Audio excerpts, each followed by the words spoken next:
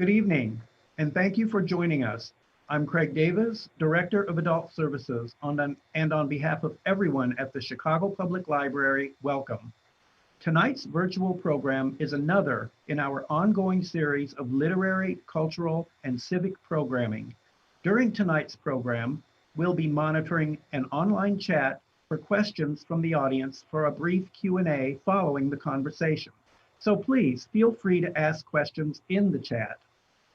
Tonight, it is my pleasure to welcome two distinguished guests, author Larry Tye and historian Donald A. Ritchie, here to discuss Larry's recent book titled Demagogue, The Life and Long Shadow of Senator Joe McCarthy. Demagogue is a masterful portrait of a human being capable of immense evil, yet beguiling charm. McCarthy was a tireless worker and a genuine war hero. His ambitions knew few limits. Neither did his socializing, drinking, or gambling. When he finally made it to the U.S. Senate, he flailed around in search of an agenda and angered many with his sharp elbows and lack of integrity, finally grasping onto anti-communism.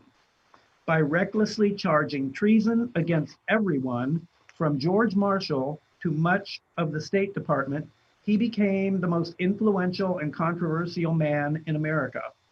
His chaotic, meteoric rise is a gripping and terrifying object lesson for us all.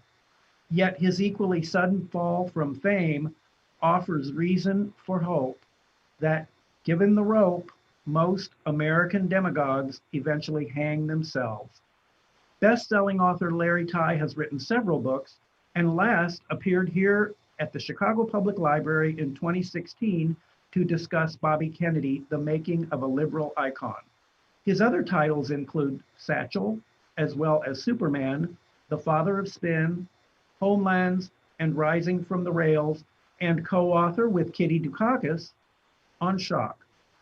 Previously an award-winning reporter and national writer at the Boston Globe, and a Nieman Fellow at Harvard University, he now runs the Boston-based Health Coverage Fellowship and lives in Massachusetts. Appearing with Larry is Don Ritchie, author and historian emeritus of the United States Senate. Don received his PhD in history from the University of Maryland and joined the Senate Historical Office in 1976, providing research and reference for senators, scholars, and the media. He prepared for publication such previously restricted documents as the closed-door hearings of Senator Joseph McCarthy. He has been a frequent historical commentator on C-SPAN and NPR and appeared recently in the PBS documentary on Senator McCarthy. We're very pleased to have these two experts here to discuss Senator McCarthy. Please join me in welcoming Larry Tye and Don Ritchie.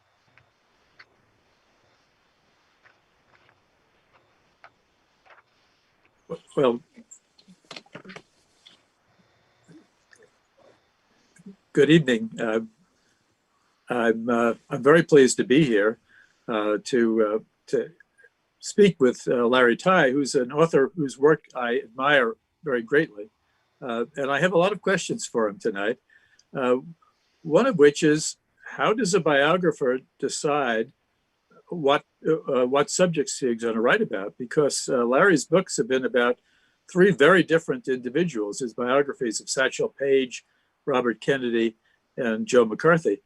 How do you go about deciding who is going to be your next subject of a biography? So Don, you're an exceedingly polite guy, and I think what you really mean to ask is, what the heck are you doing writing about as many different topics, none of which you know a whole lot about? And the answer to me, the answer for me is that I am a classic journalist dilettante, which means that we are interested in lots of things. We don't know a whole lot about too much, and we grab onto a topic that intrigues us and hope it interests somebody else. But every book that you write that is a biography, no matter how important the character, and I would argue that Joe McCarthy was in American history a pretty important guy, their narrow life story is only interesting if it's a lens into a bigger story.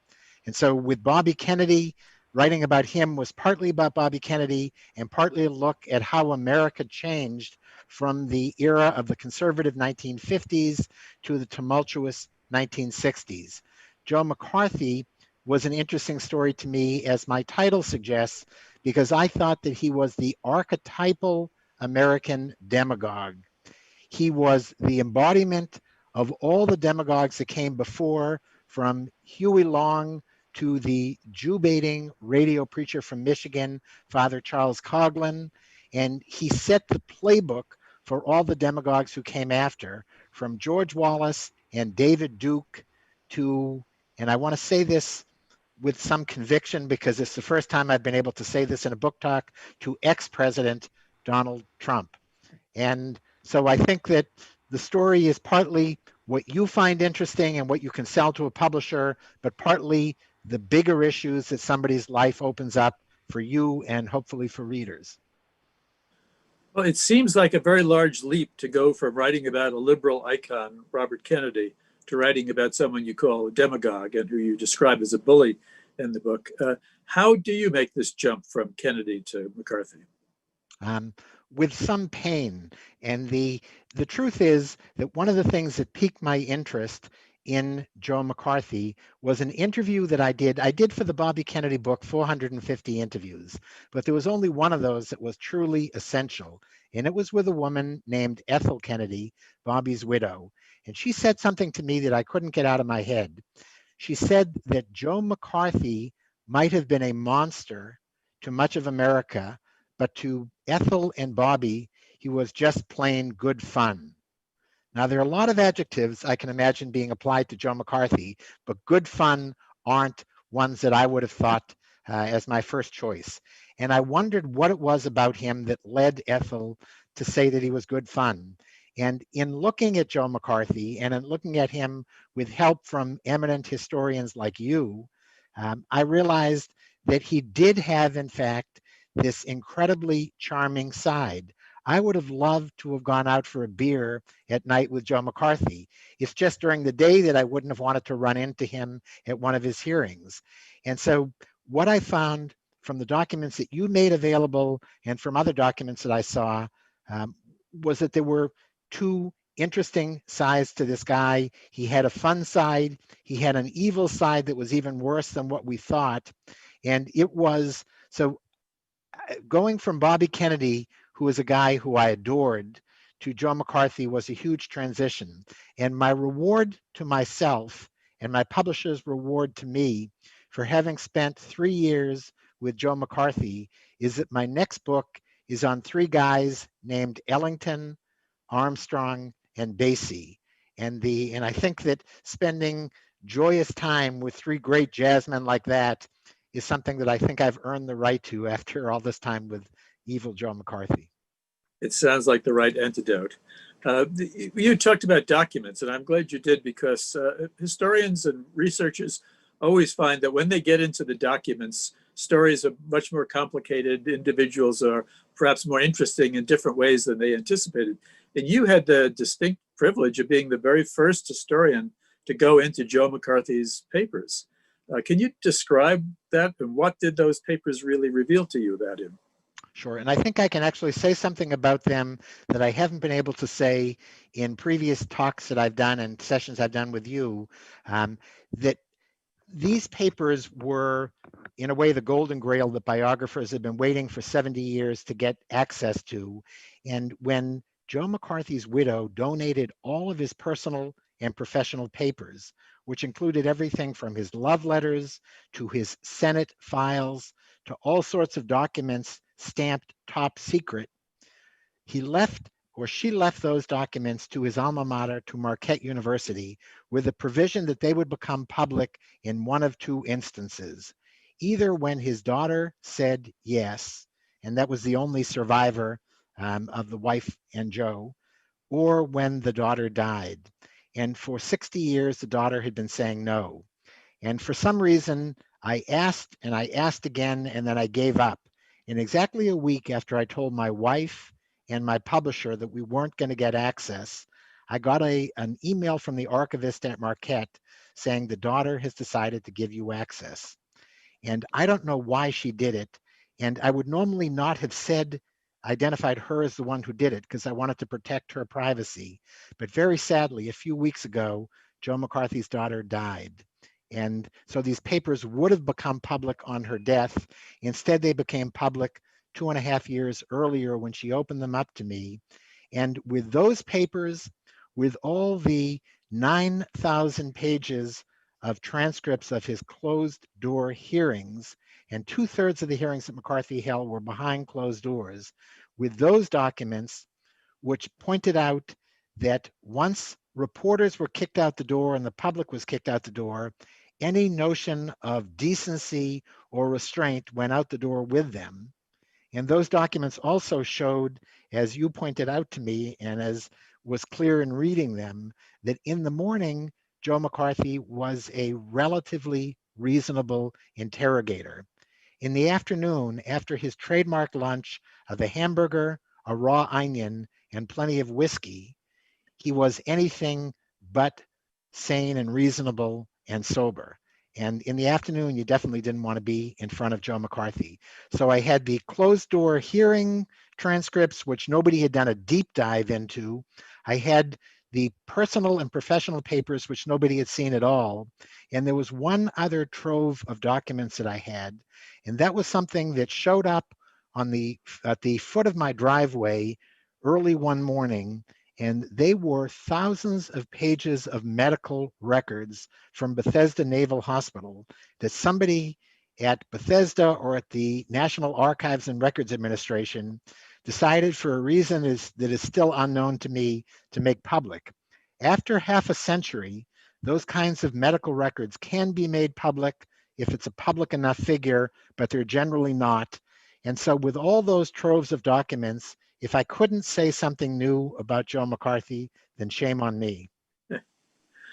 Well, this brings up a number of questions. So people talk about Joe McCarthy, but they talk about McCarthyism more than they talk about McCarthy.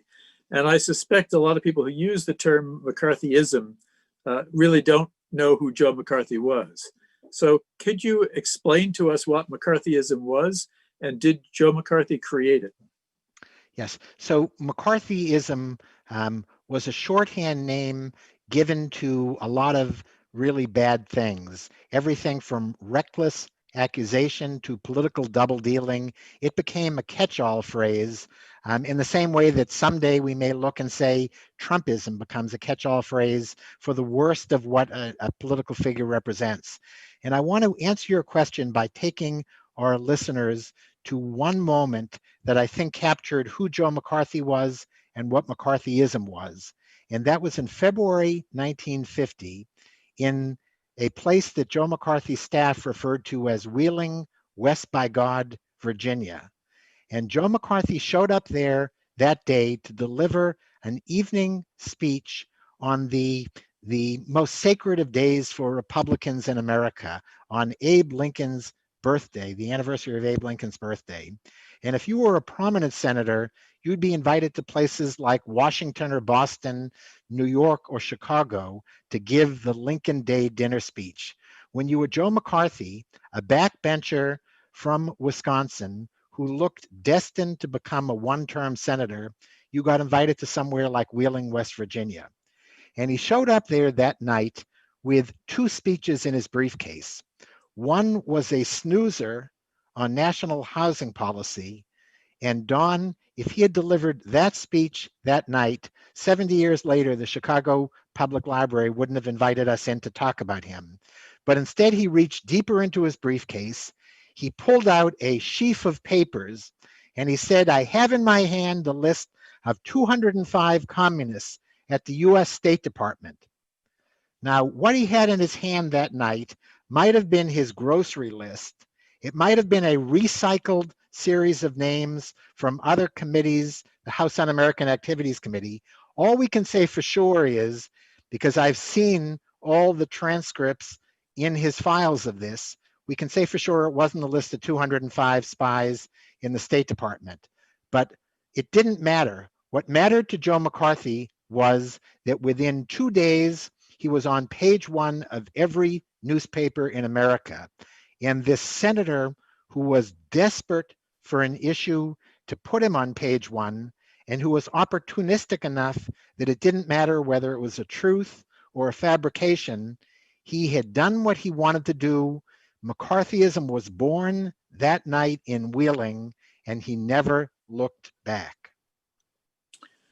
He came about just at the right time in some respects, because the Korean War had started at that stage. People were thinking that communism was expanding across the globe, that China had fallen to communism.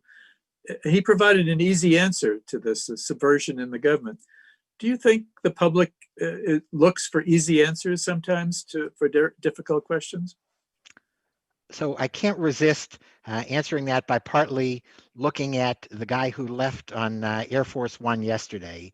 And he came to office telling us that all of America's troubles, and America did have troubles, and there are a lot of people who had been left behind in an economic recovery, that all we had to do was blame the rapacious immigrants streaming across our southern border, and that was the cause of all of our difficulties.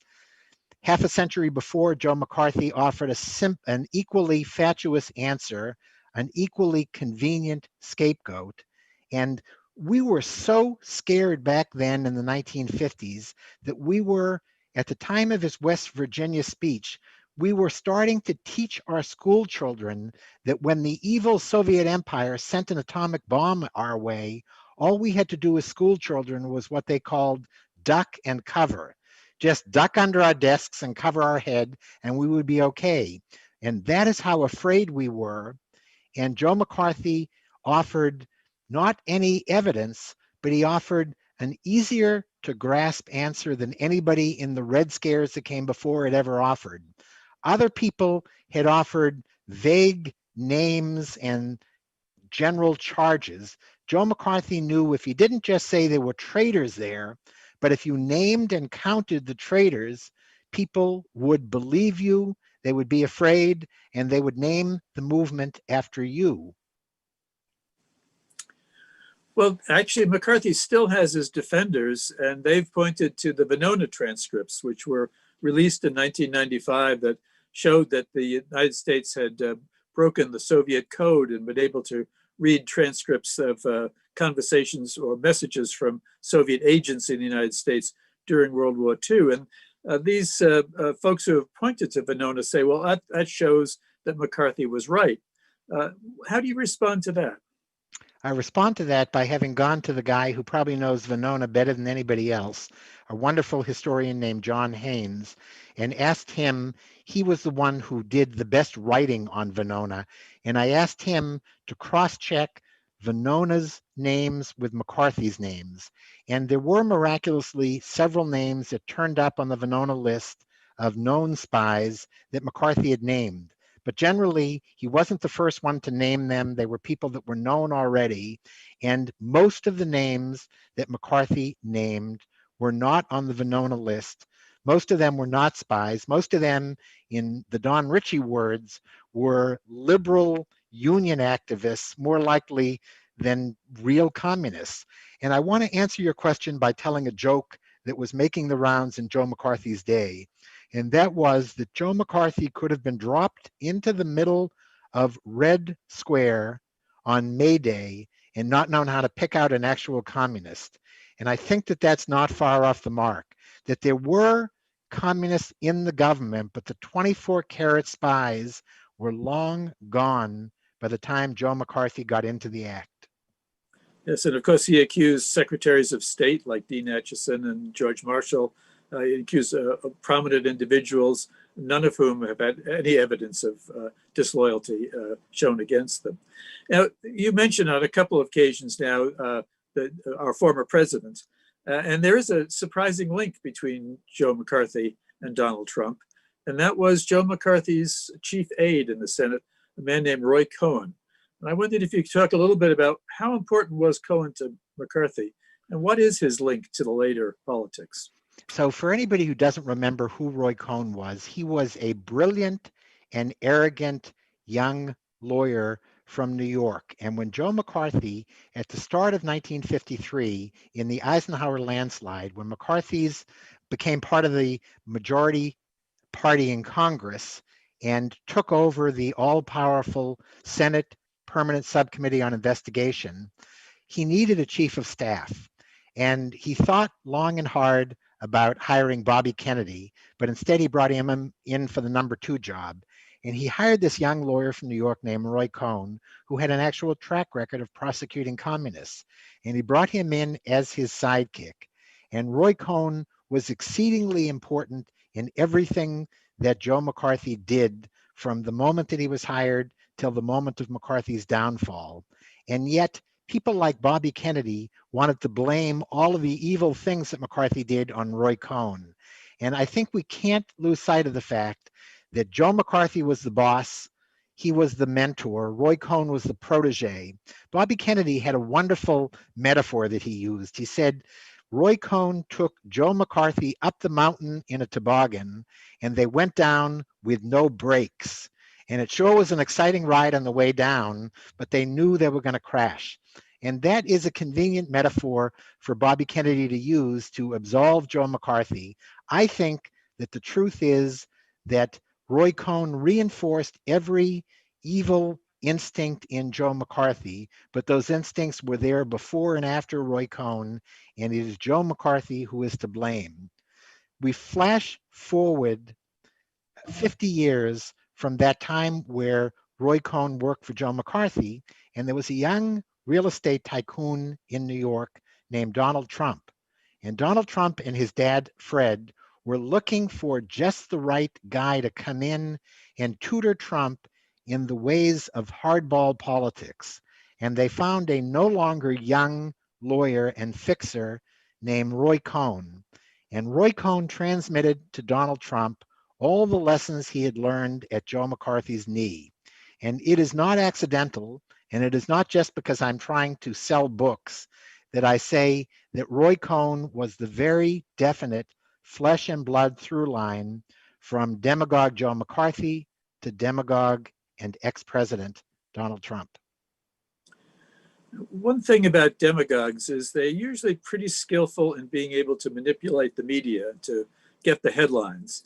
And certainly Senator McCarthy was quite remarkable in getting headlines during his time in the Senate.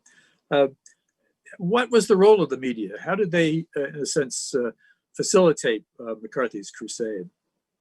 So I don't want to make false connections to today, but I think this is a very real connection between the media then and the media today. The media, if you were a critic of the media, and I think we should be critics of the media in both eras, even though I'm a lifelong journalist, the media then, as the media today, enabled both Joe McCarthy and Donald Trump. The media printed his charges in Wheeling, West Virginia, when there was no evidence for them, and they went on printing the charges over 4 years every time Joe McCarthy made them, even though they knew that his previous charges were proven untrue. And what they did was they would put the stories on page 1 because Joe McCarthy put them on page 1, which is where they wanted to be. And the comments, the responses from the people that he was charging, because he would brilliantly often release his stories just before the reporter's deadline. So he'd end up on page 1, the response would end up the following day on page 24, and it was just not fair. Having said that, there were certain journalists, and Don knows this much better than me, who did in fact stand up to Joe McCarthy the same way, at great risk to themselves. There were certain journalists over the last 4 years who stood up to Donald Trump. And I want to just pick out one name, and that's a guy that people today won't remember, and it is Andrew Drew Pearson, the best read columnist in America, the best listened to, the most listened to radio commentator in America. Starting immediately after Wheeling and continuing for, I think I counted 59 columns, Drew Pearson directly took on Joe McCarthy. He called him out for being the fraud and the hoax that he was. And for his troubles, one night in a posh supper club in Washington, he got literally slapped around by Joe McCarthy. And had it not been for a Quaker peacemaker named Richard Nixon, who separated the two of them, he might have been literally pummeled. Well, he wasn't literally pummeled that night, but he was figuratively pummeled shortly after on the floor of the US Senate, where McCarthy had immunity, and McCarthy went after uh, Drew Pearson where it hurt the most, which was in his sponsors. And he got the Adam Hat Company to withdraw its sponsorship of McCarthy's radio show. And that was devastating. That cost Pearson listeners, and it cost him money. And I want to just say one last thing about Drew Pearson, which is there is a brilliant biography of Drew Pearson due out very shortly by a guy named Don Ritchie, and I recommend it heartily to anybody. Yes, the other side of the story. And, Richard Nixon used to say, after separating Pearson and McCarthy, he said, "Did it ever do me any good with Pearson? Never." But he did think that he saved his life that night. I am surprised today when I read newspapers when they talk about politicians who've made assertions, and they'll say, without any facts, so-and-so has said something. And they'll even call something a lie in a newspaper article. That just wasn't the case in Joe McCarthy's day. People thought objective reporting was just to report what they said without ever challenging it. Yes, but can I say one thing about that? The good news is that after hesitancy at the beginning of the Trump administration, certain media outlets, I think maybe starting with the Post and the Times and going on to others, called lies lies. But that didn't stop them from putting those lies as the lead story on page 1. So they had it both ways. Yes. The sad thing about demagogues is that they do make good press, and reporters like to get their headlines for their stories. Now, there's somebody else we haven't talked about who's sort of behind the scenes in this whole time period, and that's the hidden hand presidency of Dwight Eisenhower. Can you assess what was Eisenhower's role in dealing with McCarthy? So if I ever could keep an answer this short, I would just say Dwight Eisenhower was McCarthy's enabler in chief, which I think he was. But a little explanation on that. Eisenhower had held his tongue when Joe McCarthy, during the 1952 campaign for president, when Joe McCarthy attacked Ike's great buddy, General George C. Marshall, and called him the orchestrator of essentially the greatest conspiracy in American history. And Eisenhower had in his hand a speech that he was going to deliver on a whistle-stop tour. His political aide said, "Don't do it. We might need McCarthy's Wisconsin delegates for the nomination, and we might need Wisconsin for the election." He needed neither. He held his tongue, and he knew he was wrong. When he went into the White House, a guy named Milton Eisenhower, Dwight's very smart brother, whispered in Dwight's ear from day one, "Take on the bully McCarthy. Give up some of your popularity." Eisenhower didn't do it. Eisenhower's strategy, which he told his brother and anybody else who asked, was, we have to let a demagogue do himself in. It's got to be the Senate who takes on their fellow senator, and the country's got to fall out of love with Joe McCarthy on its own. A very smart, strategic decision for a general and a very uncourageous decision for our president. During the year and a half that he didn't take on Joe McCarthy, lives were destroyed. People actually committed suicide. The country was in a turmoil. People were afraid to speak out if they were liberal, not to mention socialist.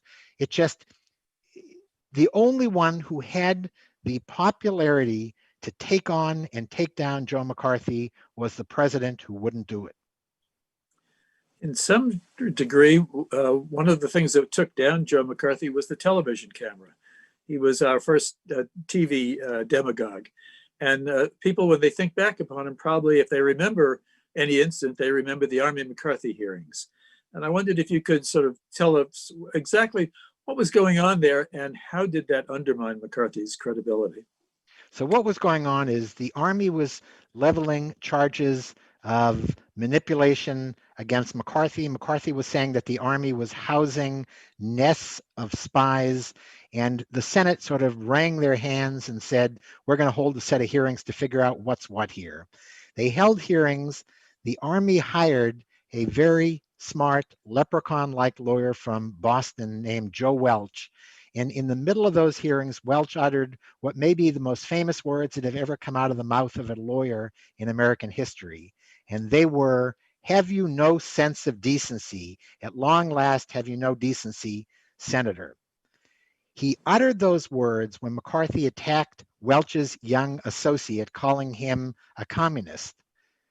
The truth is that Welch had those words in his pocket and was ready to pull them out when he knew McCarthy would do something during the hearings that showed he had no decency. But those words weren't what brought down Joe McCarthy. What brought down Joe McCarthy was, after watching him for month after month on television, all of America, I think, wanted to know whether he, in fact, had any decency left. The guy who started out the hearings with a 50% popularity rating ended up halfway through the hearings looking like the town bully that he was. And by the end of the hearings, 50% went down to 34%, and it was extraordinary. And I want to just say one last thing about those numbers, 50 and 34%. They are echoed today that at 3 weeks ago, Donald Trump's ratings, they weren't quite at 50%, but they were in the mid 40s. The day after the insurrection at the Capitol, they went down to 33%. And at that point, you suddenly started having lots of people who had been his enablers standing up and calling him out, including Mitch McConnell. And there's something about declining popularity that gives people backbone. Well, certainly there were a lot of U.S. senators in the 1950s who were nervous about taking on McCarthy because they'd actually seen some of their colleagues get defeated, and McCarthy took the credit for defeating them. But after the Army-McCarthy hearings, the Senate begins to investigate McCarthy and eventually comes up with a censure resolution and votes on censure against him. What was the impact of that censure resolution on McCarthy's career? So there are two ways of measuring the impact. The conventional way, and the way we could have done before my book and the way I did in my book, was to say it politically destroyed him. The human toll that it took on him, we understand only after seeing the records from Bethesda Naval Hospital. And a guy who had always been a heavy drinker started drinking the equivalent of a fifth of whiskey a day. And he became a hugely tragic case. And in the end, by 1957, Joe McCarthy died at Bethesda Naval Hospital. The coroner's report and the reports in every newspaper in the world said that Joe McCarthy died of acute hepatitis. We now know from his records at Bethesda that he died of acute alcohol poisoning, brought on, I think, by his rising to power, by his falling from power, and by having this incredibly rare event. In our history, Dawn, I can't remember, is it 5 senators or 6 who have been censured in American history? I think it might be 6, but I'm not sure. Right. So the point is not many. The point is McCarthy took it as hard as he would be expected to take it. And the point is, from then on, he became a very tragic figure. He kept his Senate seat only because the Wisconsin voters didn't have a chance before he died to weigh in on him, but he ended up dying a very lonely guy. Yes, there were people who worked for him said that he was intoxicated by publicity. And one of the things that the censure resolution did was it really cut off his credibility with the press. And I've heard many stories of how McCarthy literally walked around with his press releases trying to hand them out and winding up on the back pages of newspapers rather than the headlines. Yes. He couldn't get into the newspaper at all after that. Even when he did things that were actually worthy of being in the newspaper, reporters had finally, when it was too late, learned their lesson of believing Joe McCarthy. Well, would you say that McCarthy's censure ended McCarthyism?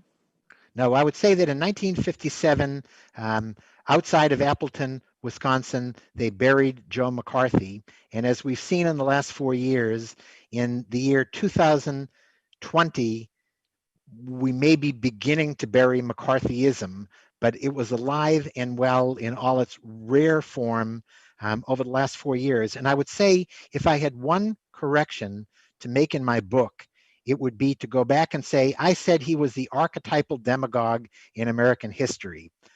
I would now go back and say he has been, shall we use the word trumped on that? And I would say one other thing, which is that Joe McCarthy, as bad as he was as a demagogue, When he lost an election, he would use whatever dirty trick it took to win an election for himself or his allies. But when he lost, he respected the voters' will and accepted defeat.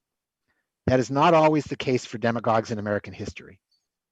You know, the strange thing about McCarthy is that when I was beginning my career and doing interviews with old-time Senate staffers, they kept talking how much they liked him. They remembered him as the one senator who bought them a Christmas present or lent them some money or treated them sort of kindly at times. How can you explain this sort of this dual personality that McCarthy has, the personal McCarthy and then this great public McCarthy, the image that he's left behind?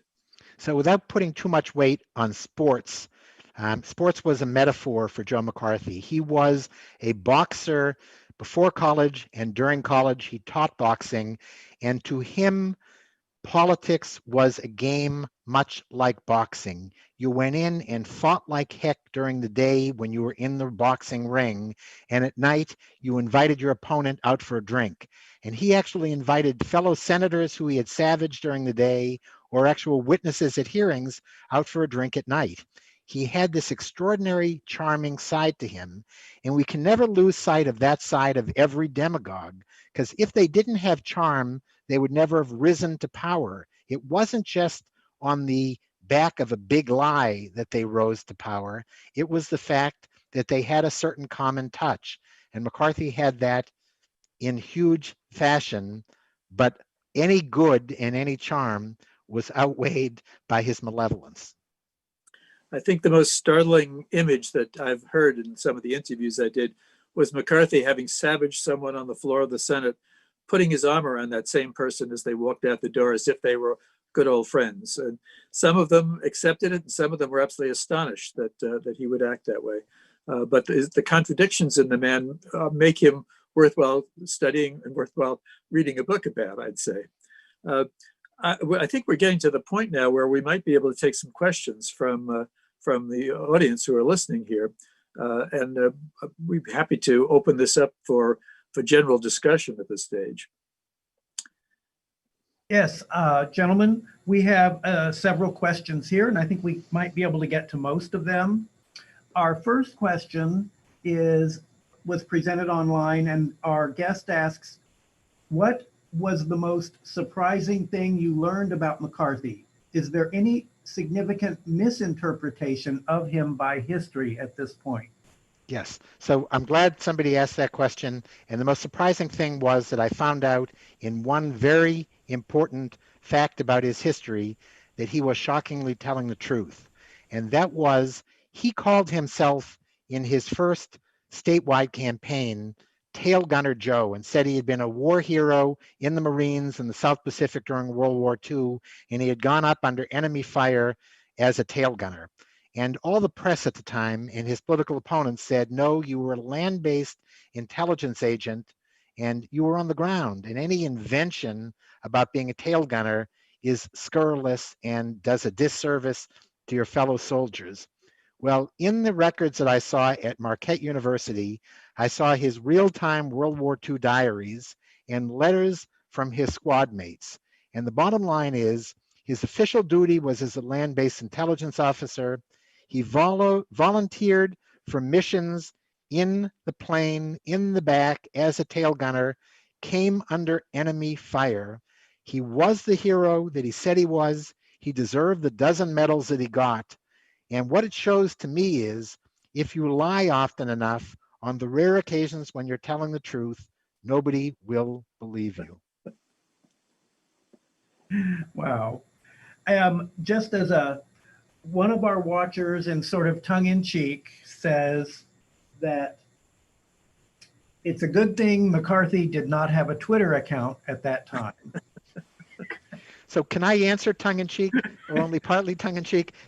So I think that Joe McCarthy was brilliant at exploiting his era's new media, television, certainly radio, newspapers, magazines, writing his own books.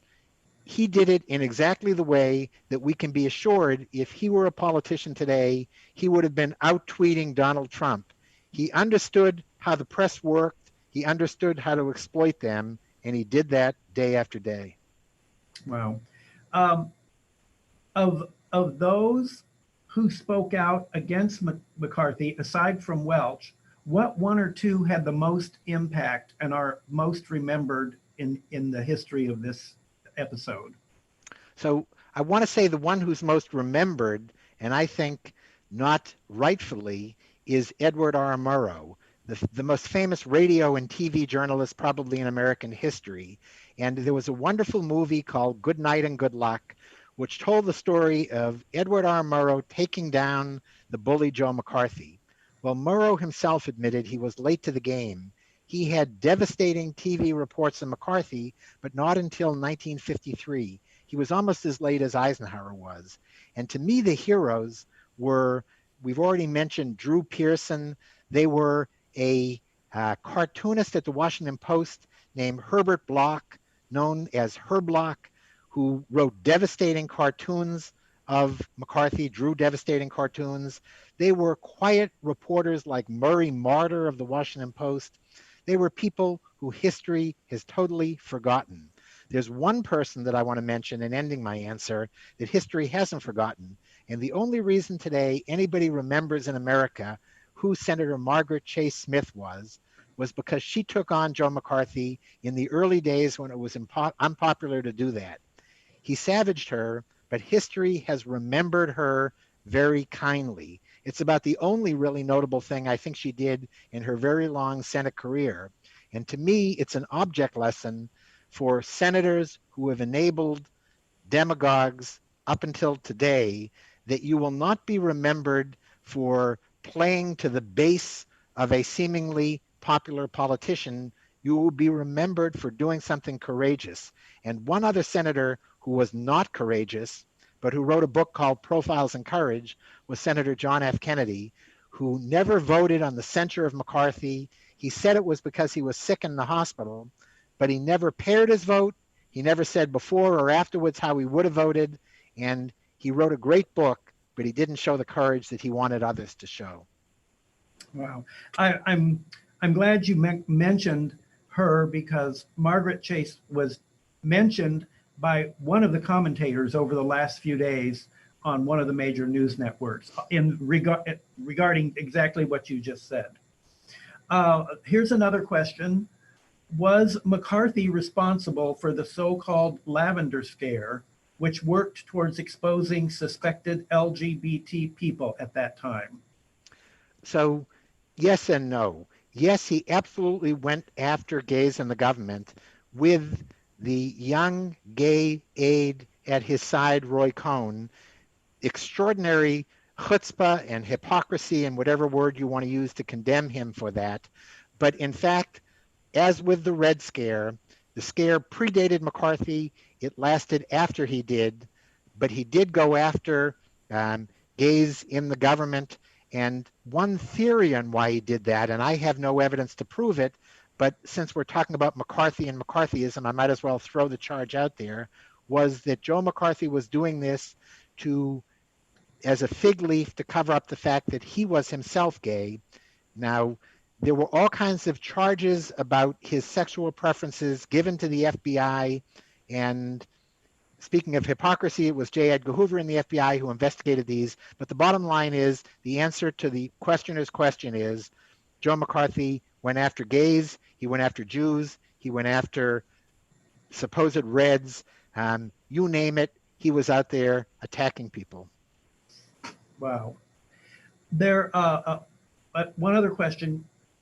There's a sad story about Wyoming Senator Lester Hunt that may have been related to this. Is that true? And if so, what is that story? So that story is an incredibly tragic story. And I spent time interviewing Senator Hunt's son, Buddy, and his granddaughter about the fact that Senator Hunt had taken on McCarthy. Senator Hunt was actually the neighbor of Senator McCarthy, and Senator Hunt was so devastated by the attacks on him by McCarthy and McCarthy's allies that were, among other things, threatening to expose Senator Hunt's son, Buddy, for being gay, that Senator Hunt went into his office with a gun and shot himself. And he was one of 2 US senators who killed themselves because of McCarthy. And he was one of nearly a dozen people that I could point to. Joe McCarthy used to always say, point to one person I've hurt. Well, I could point to nearly a dozen people who took their lives because of his attacks. Wow. Well, that's all the questions that we've received, but I have one last follow-up question for both you, Larry, and you, Don. Can you remind us again what are the new works that you're currently working on, and tell us again when those works will be available? Don. Oh, thank you. We've talked a lot about Drew Pearson now, and I have a book coming out called The Columnist: Leaks, Lies, and Libel in Drew Pearson's Washington. And it's a study of the impact that he had as a columnist. And there's a chapter in there called Battling McCarthy, because he was a fierce opponent of McCarthy. He'd actually for a while used McCarthy as a source for his column until the Wheeling speech. And he was so appalled at what McCarthy did, he turned against him. And his assistant, Jack Anderson, said, but he's our best source. And he said, he may be a good source, Jack, but he's a bad man. And that was the philosophy that he followed. My book is coming out probably in May or June of this year. And very briefly, my next book is called The Jazzmen, Jazzmen, How Duke Ellington, Satchmo Armstrong, and Count Basie Transformed America. And if I stop doing talks on Joe McCarthy, I hope to meet my deadline for my next book and hope for it to be out in a couple years. Wow. Well, both of those topics sound really fascinating, and I hope that we'll be able to host each of you either singly or again in conversation when your books are out down the road. So we'll have something to look forward to from both of you. Well, I think that's about all the time we have for today. I want to thank again Larry Tye and Don Ritchie for being here today to discuss Demagogue. I invite our listeners to read Demagogue, The Life and Shadow of Senator Joe McCarthy. You can check out a book for free here at the Chicago Public Library, or visit one of Chicago's many independent bookstores to purchase a copy. And here's a bonus for you tonight from Larry. Larry has informed me that if any of you purchase a book from an area independent bookstore, you can email him at larrytye@gmail.com, and he will send you a signed book plate that you can affix to the inside of your new book. Again, that's larrytye@gmail.com. You can also visit Larry's website at larrytye.com. Tonight's program will be available on the Chicago Public Library YouTube page, so if you have friends who weren't able to join us tonight, please invite them to watch it on demand. And please visit the Chicago Public Library website for lots of upcoming virtual events at chicagopubliclibrary.org. Thanks again, everyone, and a special thanks to the library's technical and marketing teams. Thank you, Larry and Don. Have a great night to you and to all of our listeners. Everyone, please stay well. Bye-bye. Thank you.